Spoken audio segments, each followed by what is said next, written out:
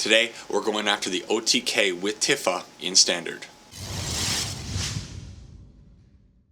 Alright, I think I have a really fun one lined up for everyone today. We're going to have a great time. Before I get into the deck and talk a little bit about it, as usual, thank you very much for all the new subscribers and all the comments. It's been really great to hear about all your experiences.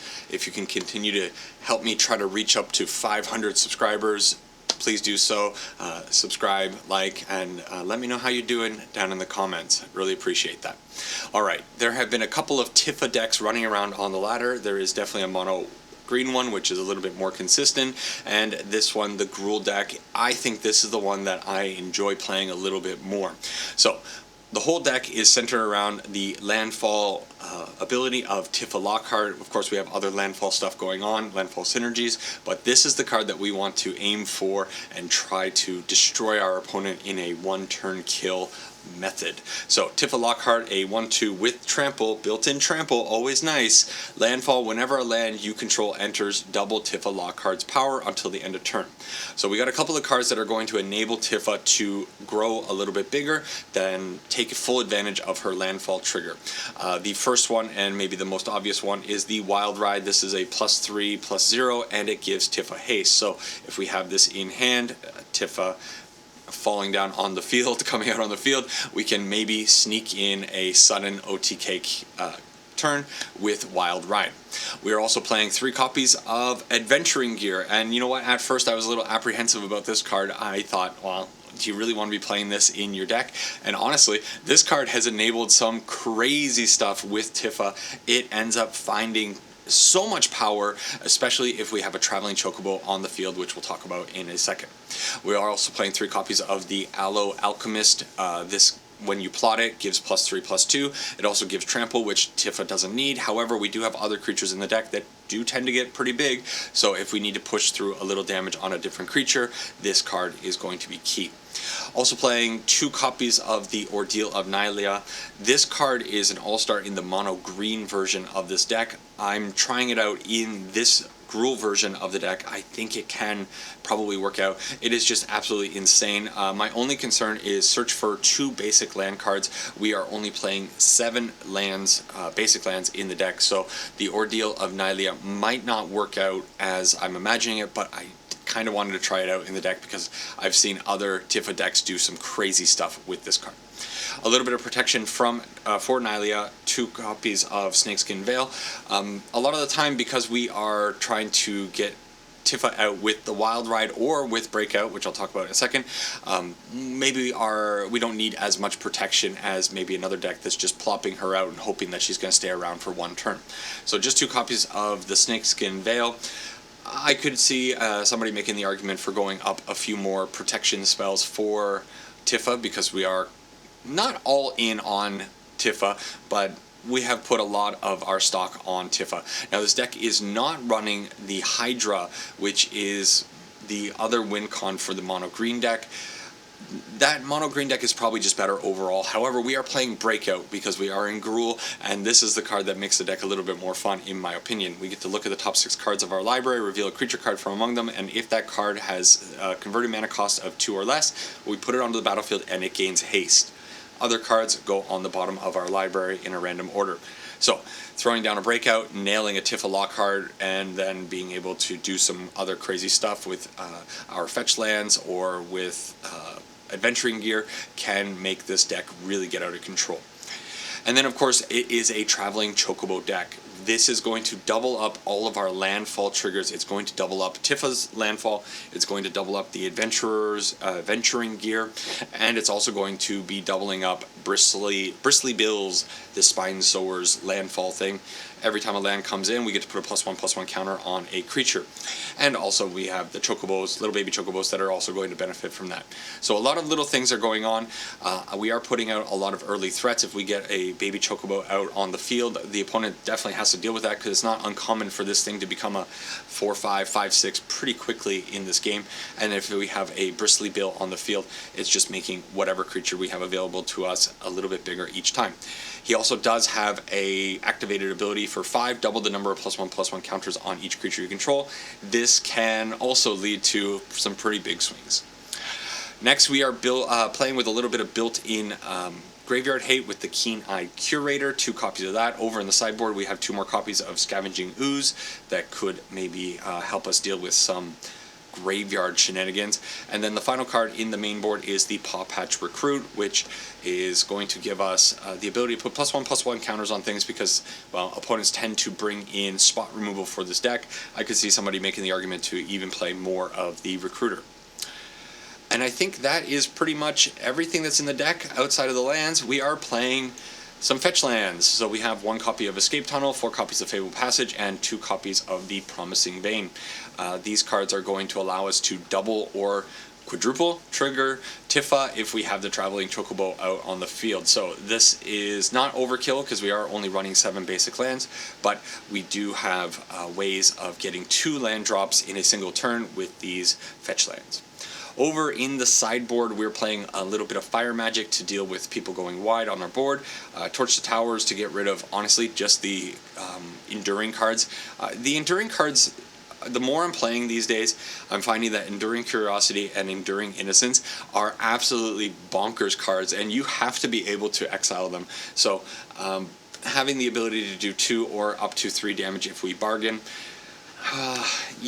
The problem with the bargain is that we might not be able to sacrifice an artifact, enchantment, or token, but still I need some way of exiling these Curiosity or Enduring cards. Man, they are a thorn in my side much of the time. Next, a little bit more Graveyard Hate with the Soul Guide Lantern. I already mentioned the Scavenging Ooze down here that I can't click on. Boom. And then we have some artifact and enchantment destruction in the form of Canker Bloom and also the Paw Patch Formation. Finally, a little bit more protection with Overprotect, +3/+3 trample, and hexproof and indestructible until the end of turn, bringing that in against our heavy control matchups, I suppose. So that is what the deck looks like. We are going to be fishing for some Tifa Lockhart kills. Hopefully it works out. See you over in the games. Alright, time to Tifa Lockhart some of these opponents. This might end up being a fast video. I think this deck is like one of those win or lose kind of decks. We're just kind of going to do our thing, hope the opponent doesn't have the ideal interaction to deal with us, and then go from there. Red is definitely going to be a bit of a problem. Ooh, if they are playing, this could be multiple things. This could be the Lizard deck. It could also just be a mono red aggro deck. Either way, I think it's going to be a little bit of a hard matchup. Man, last night I played against the the Rakdos Lizards, and holy moly, that deck just does so many cool things. I really want to play that deck. This is a burn deck, so a little bit different, but the Lizards, they just have so much text on them, and they're doing so many amazing things all the time. I just can't get over how cool that deck is. So they killed our Bristly Bill, not a big deal, because we have a second one. I think I'm going to go out with the second Bristly Bill here, throw down a land to get a little bit more protection on our Chocobo, get him up to a 3/4. The Bristly Bill would have only gone to a 3/3. I think there could have been an argument to put a counter on the Bristly Bill to put it out at 3 toughness, to put it out of range of shocks and torch towers and that kind of stuff. But I think I am okay going with the bill, or letting the bill be a little bit vulnerable. Now we're missing red mana. We are also missing a land drop here. So I could just go out with Traveling Chocobo, hope to hit a land on the top of my library. I could also go with the Ordeal of Nylea. The thing is, we might not be attacking in this turn because of the Screaming Nemesis. If I attack in, they double block, they kill my Shadow's Chocobo, they kill the Bristly Bill. I think we just can't attack. And we miss on the land anyways. Ouch. Absolutely brutal. So I think we're in a very bad position. If they have a way of dealing 2 damage to the Screaming Nemesis this turn and being able to hit my Traveling Chocobo and then maybe swinging in, I don't think they swing actually with the Screaming Nemesis. It's just so much better on defense, but the position is a little sketch. We're not blocking this. Give me a land. Okay, it's not a land, but it is a Chocobo, so I think we play this out, and man, you play a land deck. Well, the good thing here is Nylia's Ordeal of Nylia. So we should read this. Whenever enchanted creature attacks, put +1/+1 counter on it. Then, if it has 3 or more +1/+1 counters on it, sacrifice this aura. When you sacrifice this aura, search a library for up to 2 basic land cards, put them onto the battlefield tapped, then shuffle. So this is going to put our... we're going to be attacking into the Screaming Nemesis because we got to trigger the Ordeal of Nylia. But what it's going to end up doing is making our baby chocobos very big, and we also get Bristly Bill triggers. And I think I'm going to be protecting the Traveling Chocobo over the Bristly Bill. Sorry, bud. He's probably dead. Oh, no, we can save him. What am I saying? This is insane, actually. I forgot that I was getting 2 Bristly Bill sets of 4 things. Look at everything go. So now the Screaming Nemesis can block, deal 3 damage to our face, I suppose, but it's... oh, hang on. Yeah, I made a mistake there. I forgot that it's our damage to that thing. Okay, a little bit different situation here.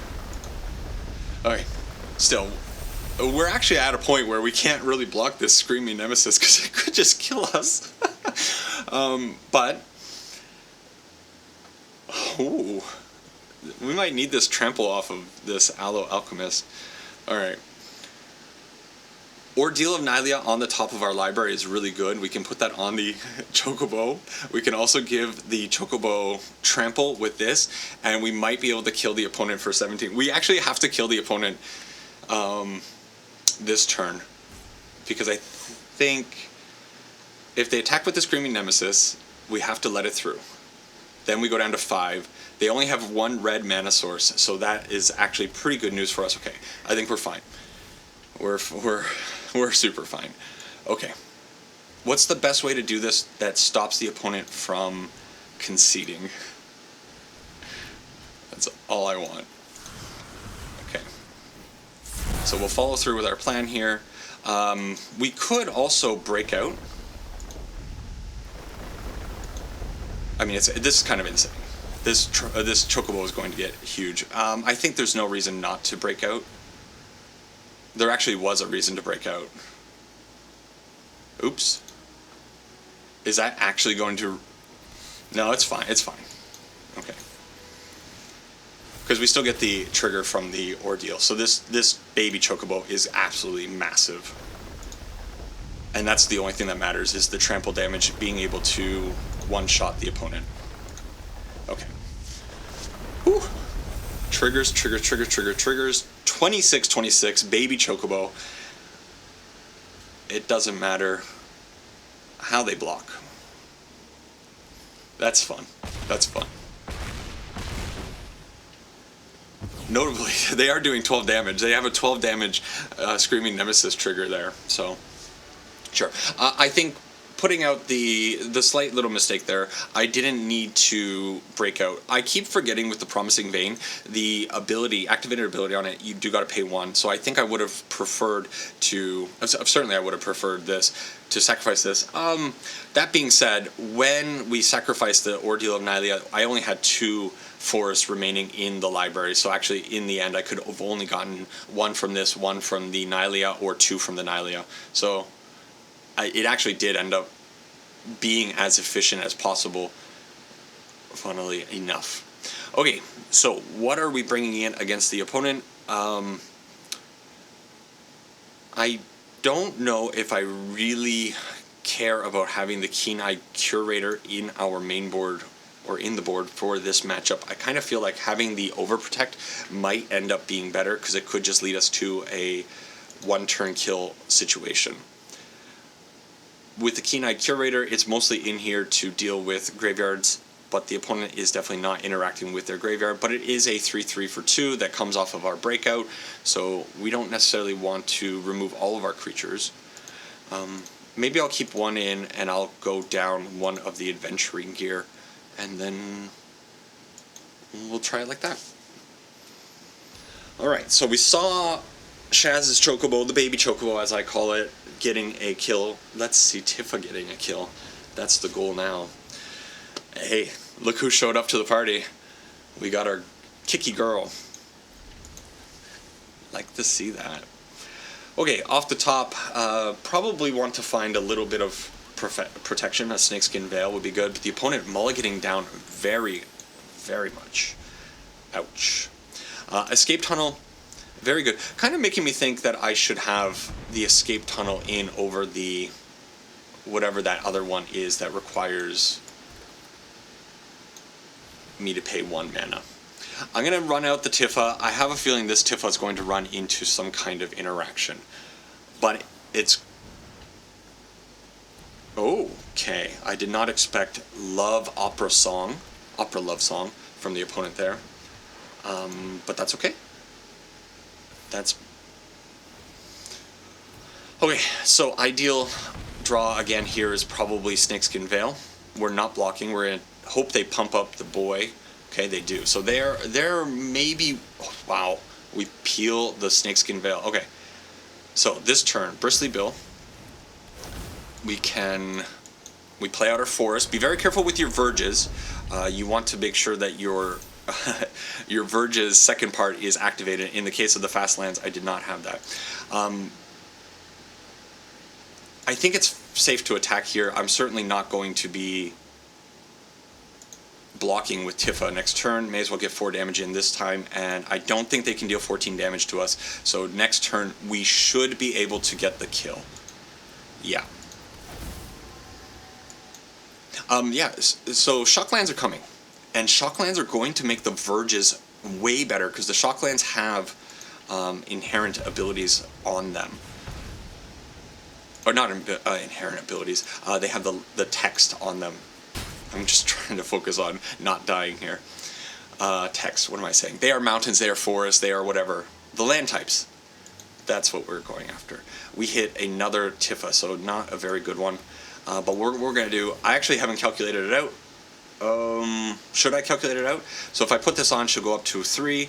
Then we do land, it's going to be 4. So, important thing here. Full control with this deck. You push control on your keyboard, push control, and I'm gonna move, I'm gonna point like this. I think this is gonna work. You want this to be appearing on your screen. This is important for this deck, and I'm gonna show you why.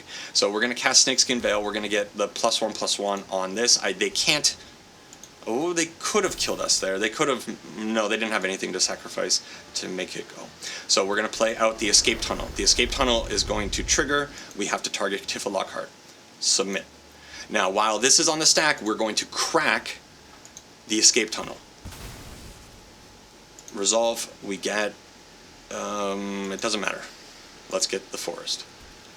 And then we get more triggers. And the reason for this is that now the way the triggers are going to go, it's going to end up doubling better for us. Okay, so that, and then that. I think this makes a difference. We may as well do this. Hit the Keen-Eyed Curator, which is another 3 points of damage, and we get a Tifa Lockhart kill. So, just full control. I think it's fine to go through the stages and gradually do the things. Whether the math ends up mathing, I think it does make a difference. It should make a difference, right? Okay, there. We get a kill with a Giant Chocobo. We get a kill with Tifa Lockhart being an 18/6 kind of out of nowhere, and yeah. Poor Mono Red. Mono Red, man, I've been playing the deck, trying to make it work, and this is kind of how I end up experiencing the Mono Red gameplay. Alright, keep going. Alright. I also should say, I'm going to apologize. I think it might not actually be a problem, but I will apologize just in case it does end up being a problem when I'm editing this. I have my air conditioner on today because it's been getting so hot, and I just, you know, if you pay attention to my videos, you can see the sweat building up on my face as I go from the deck intro to game 1, game 2, and finally game 3, and I'm like glossy at the end. But when I was doing the best of one top deck video the other day, I had the air conditioner on for one of the games, and it kind of made me realize that, oh, maybe it actually doesn't affect things too badly. Okay, let's put out the adventuring gear. I'm not going to use, you know what? Let's feign a interaction spell. Let's do that. We don't need to put it on the recruit. So yeah, when I was doing the editing, I realized, well, maybe the sound is not going to be picked up on the microphone here, so I may as well put the air conditioner on and not die. Okay, what are we doing here? It looks like they have interaction probably for the recruit, so we're not going to be able to enjoy our ordeal or our traveling chocobo. So I think what we do is we put this on the paw patch. We're going to try to draw out some of their removal. We're going to turn it into a 4/3. We will attack in. I think this is fine. They have the Flash Drowner. Okay. Now, do we break out? I think it's fine. And find trash.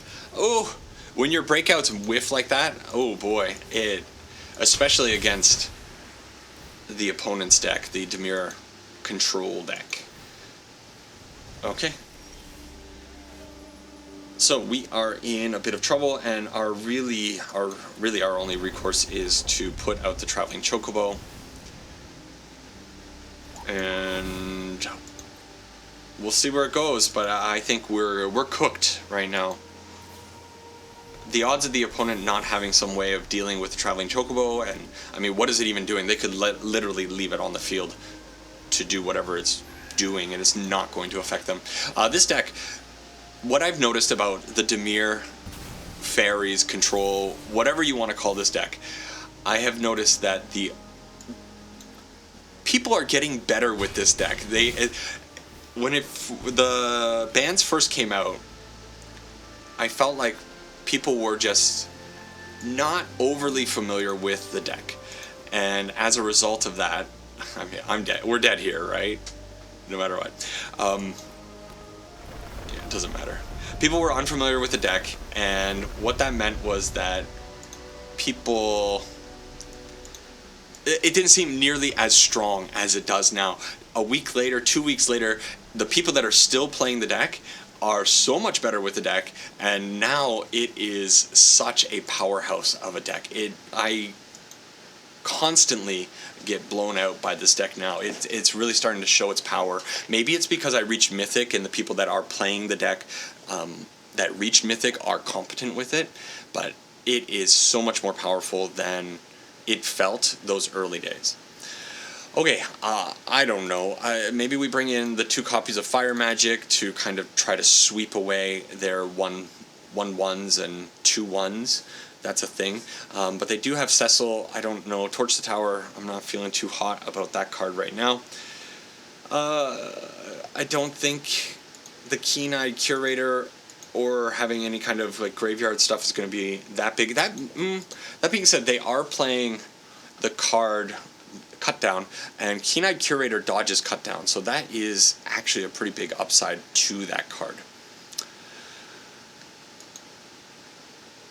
I think we go down 1 copy of the Adventuring Gear and maybe 1 copy of the Bristly Bill. Maybe it's the Ordeal, actually, because I think we're just not going to be able to keep anything on the field. And I'd like to bring in the Overprotects, but yeah, maybe 2 Overprotects. Take out one of the Aloe Alchemists. I actually don't know how to trim very well against this deck. The Dimir deck. Have you noticed a similar trend? I'd love to hear what other people's thoughts are, because it was a deck. I actually have like a screenshot of, and I titled it like dumping on Dimir or something along those lines. And now I just get dumped on by the deck. Maybe they made some changes to it. Maybe the deck became a little bit more efficient. Okay, let's run out of Tifa Lockhart. She's gonna eat a Cut Down. There it is. Maybe it was the breakout there, knowing that they have the Cut Down's gonna happen. Okay, this time I think we want to be a little bit more careful with our Tifa. Hitting the Bristly Bill is not so bad because we haven't made our land drop yet. That being said, if they have another cut down, they're going to be able to interact. Ooh, even worse. Nowhere to run. Okay, well, our deck, you lose this matchup. Most of the time. I think it's safe to say that this matchup tends not to go very well for trying to do like the OTK stuff. I'll put out this. I feel like they're going to have the third piece of interaction. Shieldred's Edict. Alright, well, I haven't really looked at the art on this. At least we can enjoy some cool art on Shieldred's Edict. Who's this character? Anybody know? Is that a character? Well, we hit the Traveling Chocobo. Put it onto the field, and we'll see. May as well put out the Fable Passage, and hey, a breakout. There might be a chance maybe they go. They are down to 3 cards. They have used 3 pieces of interaction. What are the odds that they have the 4th piece of interaction? 0, right? And so let's say we break out. We hit Tifa off of the breakout. We go for it, right? Like, down to 2 cards. They can use the map. Whatever. Let's try. We do not hit the Tifa, but we do hit a Chocobo. Okay, I think I like the Chocobo over other things. Now, okay. That's a little surprising. Another Chocobo off the top would be kind of sweet. No. So now this is out of cut down range. We could put the Ordeal of Nylea on it. The thing is, we cannot choose to not sacrifice it. We have to. I kind of feel like they're sandbagging a Drowner here. Here comes the Drowner. Oh no, it's a Feybloom Trick. So this card, insane as well. Like this, I don't know. 3 CMC, I guess, is quite a bit. They create 2 fairies and they get to tap down 1 of our creatures. So very cool card. But they are flooding out a little bit. They're going to crack the map. Let's see what they find off the top. Maybe more land? Ooh, go for the throat. And we know we're drawing a land next turn, so we are definitely not going to have like the safety draw possibility next. We can't play it off the top, of course. We want like Chocobos on the top. It is a breakout. Okay. I guess we're going to get in for our 6 damage here. We're going to try to get in for 6 damage. There's the Drowner. They have everything. I hate it. Okay. So are we dead on the crackback? I think we're not. So 2, 4, 6, 8. They have 8 damage. They are drawing the go for the throat, so we know that we're at least a little bit safe. We do have a Fable Passage here still. We still have basic lands in the deck, so we could possibly use this breakout to make something happen. But if they're smart with their go for the throat and they don't kill the Shaz's Chocobo now, oh, that actually sucks. Okay. Drowner. What another obnoxious card out. No matter what. Okay. They have 5 in the air. There's nothing we can do. GG, opponent. Pretty tough one. Pretty tough one. We got to see the deck doing the absolute best thing that it could possibly do, and now just making sure that I am in fact dead. I can't gain life. I can't stop 5 damage in the air. I'll respect the opponent's ability to click attack all, and we'll concede that one. Rough one. If you're playing this deck, I think Dimir is going to be a deck that puts you off of wanting to play this deck more. Okay, one more. Well, I did say that these games were going to be quick games, I believe. That was something I mentioned at the start, and I think that is mostly going to be true with this deck.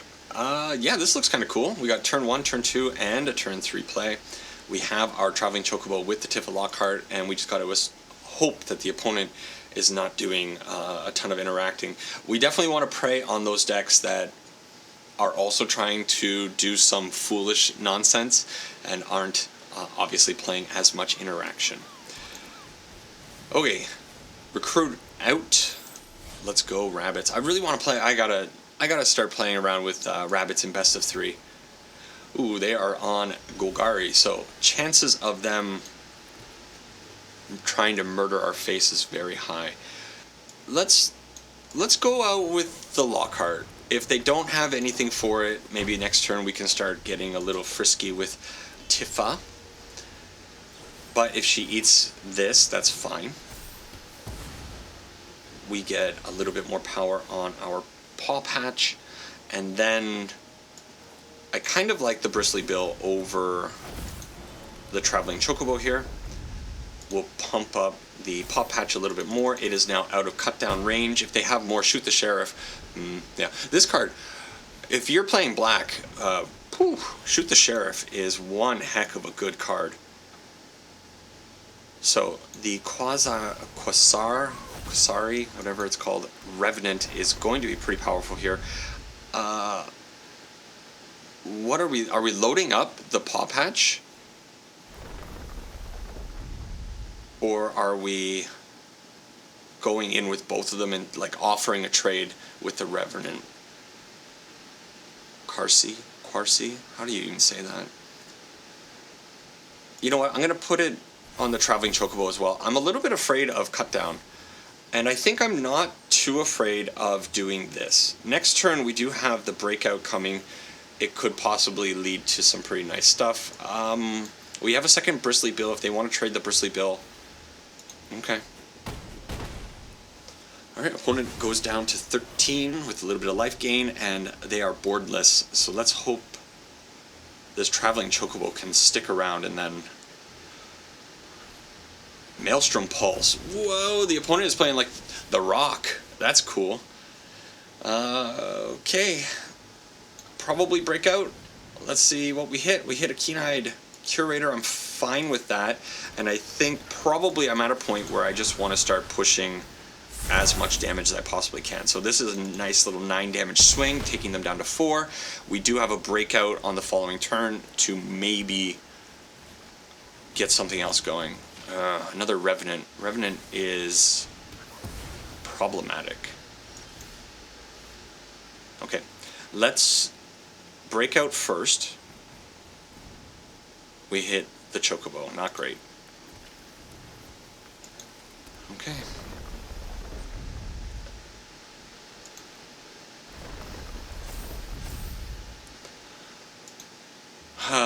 I think I'm fine attacking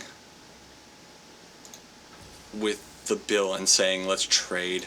I have another one. Okay. Yeah, let's build the board. Okay. Alchemist out, Bristly Bill out, and we are all on the field. What's the best thing off the top? You know what would probably be the best is a gold Chocobo into a fetch land. We haven't seen any of our fetch lands. We play 6 or 7 in the deck, and they bravely throw down the Dark Confidant. My friend, you are a brave boy. Okay, do we attack here? I think we do. This Savage Chocobo is going to go up to a 3/4. Then we're going to get 2 landfall triggers, and we're also going to get Bristly Bill triggers. I don't know if this is... It's probably not lethal because we don't have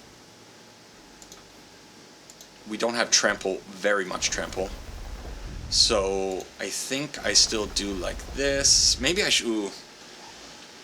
I don't know. Now I think I'm regretting putting... no, maybe it's fine. Okay. So they block there, and our Bristly Bill survives. They take a little bit of damage, and they're, again, boardless. But we have a 5/6 Chocobo. As long as they don't have another red... Oh, okay. Well, we ground them down. Let's not BM them.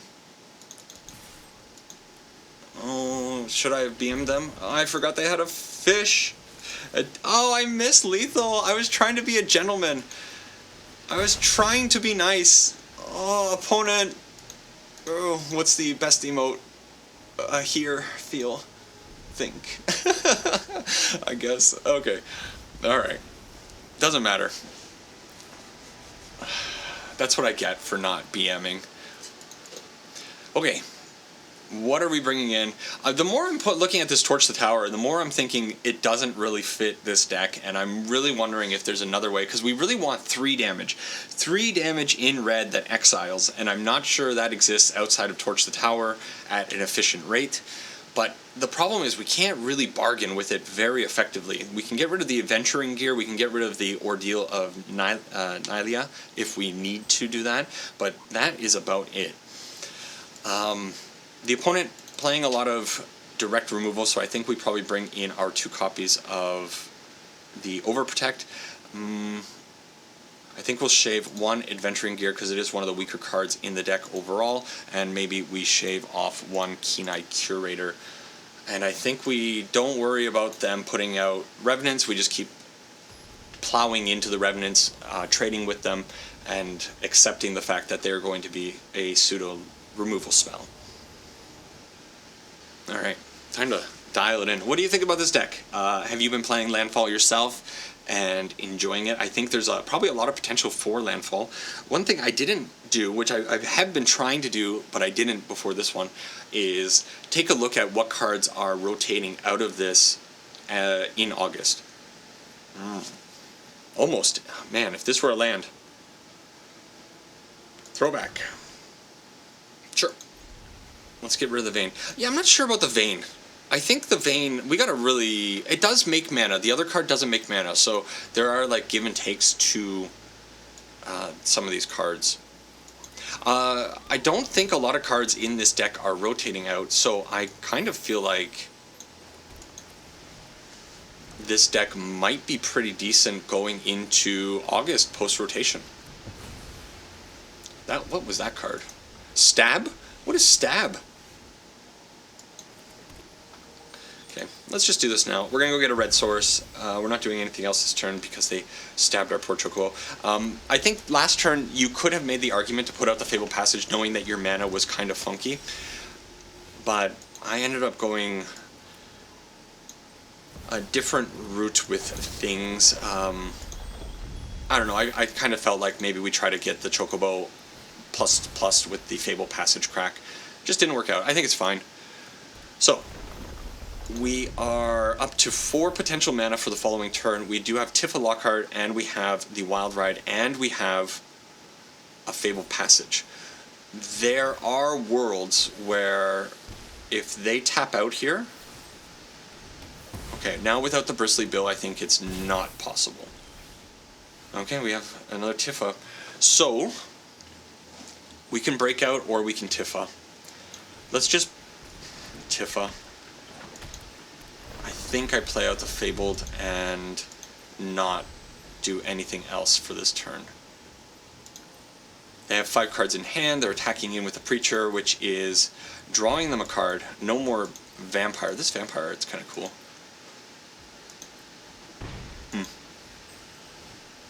And they have a second Preacher of the Schism. So, I was really hoping they didn't have that next land. Bad news. Okay, let's break out and try to hit like a Bristly Bill. We hit Traveling Chocobos, which, not great, but fine. We are going to get buried under their... the efficiency of the Preacher of the Schism. This thing drawing them a card each time, now 2 cards. It's a free attack, yeah. The opponent doing far more damage to themselves than we did to them. Maybe them being at 16 life, though, might end up being their undoing. Come on, tap out. Throw out like a Demon Annex. Target opponent exiles a creature they control and their graveyard. Okay, well, that's fine. Okay. What is this thing? Whenever this creature enters or attacks, mill 3 cards, then return a land card from your graveyard to the battlefield tapped. I don't care. Okay. If we find a land we can do a lot of damage here. We don't find a land, but I think it's... Oh, now it's awkward. Oh, we really needed a land there. So we need to play the Wild Ride. And we need to crack the Fable Passage to get the benefit from the Tifa Lockhart, but it's just like awkward mana. So I think the only hope is for us to play out the Traveling Chocobo still. Hope this is a land on top. It's not a land on top. And that's how we lose this one. Okay, maybe they let us survive for a turn. Maybe I should have cracked the Fable Passage at another point. But we can't we don't have any more red sources, actually. There was no way this was going to work out. So, only playing one mountain in the sideboard, or in the board, rather. Okay, this tortoise is looking scary. It's cool that somebody's playing this tortoise, though. Sure. Okay, we get hit for more damage than I care to take. And they draw 2 more cards. So, hopes and prayers, I think, are the only things that we have going in this matchup right now. They're targeting the Tifa. They got it. We're drawing a Keen-Eyed Curator, which means that I should probably shuffle this away. Oh, come on. Oh, no. Well, I of course, we knew that was going to happen, right? That was pretty obvious. This does nothing. I'm just doing it for the funs of it. There's 8 damage still.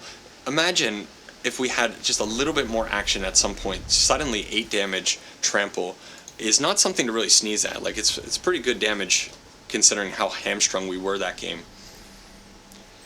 Okay. Oh man, the fact that they now have edict effects. This is a new card to me. Strategic Betrayal. I personally haven't fought against it, but I think that's a pretty sweet card. Why aren't more people playing that? Like, just exiling graveyards is absolutely massive right now, and having an edict effect is obviously great. Okay, let's hope the draw's a little bit better, and try to finish off Yugo. I don't know. I did not come into this matchup or into this video hoping that I was going to go up against multiple black-oriented decks, so it is what it is. We don't have any of our fun stuff, but we do have pretty good cards overall. I think we're going to go out with the Keen-Eyed Curator, hitting our lands. So Curator out, they can't cut it down, as I pointed out before, so that's some good news. It kind of looks like they have it cut down, the way they were hanging out there. But we get betrayed. So Bristly Bill is going to pump up himself, and I guess we put out the Adventurer gear. Why not use our cards? And Preacher of the Schism, okay. We don't have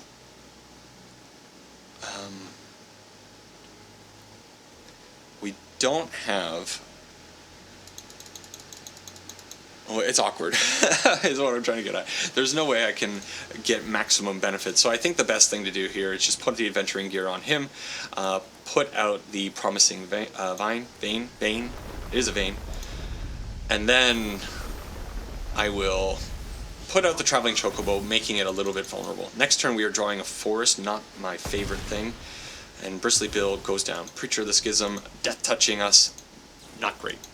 And we get stabbed. Oh no. Okay. So it's all coming apart. It's over. I don't know. Should I have maybe not thrown my... I can't leave Preacher of the Schism on the field, though. Oh, and they have a duress for my ordeal. Man. Okay. A few too many lands, a little bit more interaction. Yeah, I can't leave a Preacher. We're gonna have to deal with it eventually. It's gonna keep drawing them lands. Like, just the setup the opponent had, too good. Okay. The cool thing, the opponent is like on a full-on rock deck, and if you don't know what a rock deck is, back when I used to play Modern in like 2017, 2018, the Rock was a deck that was called the Rock because it was solid. It's a solid deck, and it was a Golgari deck that was just playing Golgari good stuff. Land. This is the most appropriate time for this emote. Lands, am I right? They come when you need them, or they don't come when you need them, and they come when you don't need them. The only reason I'm staying in this game is because I'm hoping to hit a breakout, and they have mana. Last turn they were tapped out. The previous turn before I drew the escape tunnel, I was kind of thinking, okay, if I hit a breakout there, maybe there's some hope. But now they're just kind of running away with it. There's still a chance. A breakout into a Tifa, and maybe they don't have interaction. Now with the Overprotect, we are dead though on board. So, hey, games kind of just didn't go very well. It is what it is. Okay, GG, opponent. Ouch. Look at that. Graveyard. Disgusting. Wrap up. Alright, so the Tifa OTK deck, the one trick deck, yeah, it didn't really work out. If you are facing against a lot of black opponents like I ran into this game, or this set of games, maybe this deck is not going to be for you. But I've been having a lot of fun playing it. That's why I decided to make a video for it. You saw in the first game how it can absolutely blow over your opponents. And if you are against an opponent, and there are plenty of them out there, hey, I'm out there, I don't play interaction very much. If you face off against me, you're going to have a fun time playing this deck because you're going to be able to find your opening and slam them in. I do think the addition of the Ordeal of Nylea is pretty sweet. It was one of the cards that impressed me the most, I think, overall. But if you are against a lot of control-oriented or just removal-heavy decks, yeah, it's going to be pretty bad. The other deck over here is the mono-green version of this deck, and I think the fact that it has the Mossborn Hydra in it definitely makes it a little bit more of a contender. I think there's some changes that could go on with this deck. I think Titanic Growth, probably just play Overprotect. I think the +4... The idea of +4 is important because if you have a Tifa Lockhart, you have a Titanic Growth, and you have a Fable Passage, that's 20 damage, right? 5 times 2 times 2 gets you to 20 damage. So I think that's the argument for playing Titanic Growth over playing Overprotect, which would only be +3, so 4, 8, 16 damage. Not quite enough. Still, I've faced this deck. They're playing the Llanowar Elves, so they have a little bit more acceleration, but also they're kind of all in on the Mossborn Hydra and the Tifa Lockhart. Still, Tifa is a very fun card. I think playing her is something that y'all can do. And doing a quick scan over this, of course we are losing lands. Lands are going to be a problem, but we are getting the Gruul Shock land, so that can easily slot in. We can also play Starting Town, and then everything else I believe is remaining in the format. So overall, the core of this deck is pretty cool. If you like the way this deck plays out, kind of ignore those last two games and just accept the fact that you're going to have some bad matchups when you face off against heavy interaction. That's the deck. Let me know what you think about Tifa OTK, and if you have any recommendations for how to make this deck better. And if you've played the deck, how have you felt about it? That's it for this one. Take care for now, and see you in the next one. Bye-bye.